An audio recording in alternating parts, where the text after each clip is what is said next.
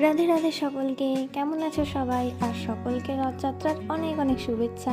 আমি যেই দিনের এই ব্লগটা শেয়ার করছি সেদিন ছিল শুভ রথযাত্রা। আমরা এবারে রথমেলা দেখতে গিয়েছিলাম আমার কাকুর শ্বশুর বাড়ি সোনাপুরে। পুজোটা দিদাদের পাশের বাড়িতেই হচ্ছিল, তাই আমরা চলে এলাম ঠাকুর দেখতে।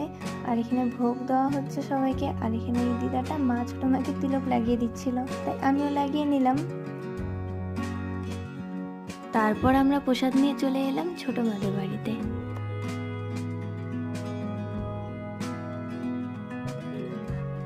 রথযাত্রা এখন আরম্ভ হয়ে গেল, আর সবাই মিলে দেখো কেমন রথের দড়ি টানতেছে।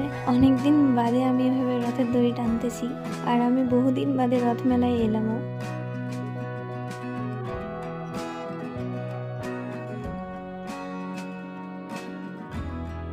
অবশেষে রথটাকে একটা মাঠে নিয়ে আনা হলো। এখানে ছোট করে একটু মেলার আয়োজন করা হয়েছে।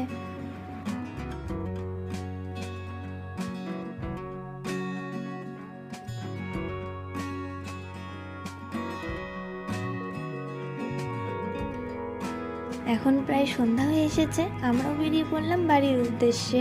তোমরা কোথায় রথ মেলায় গেলে আর কেমন এনজয় করলে অবশ্যই কমেন্টে জানিও। দেখা হবে পরের কোনো ব্লগে। ভালো থাকবে সবাই। ব্লগটা ভালো লাগলে অবশ্যই লাইক কমেন্ট করবে। Bye bye.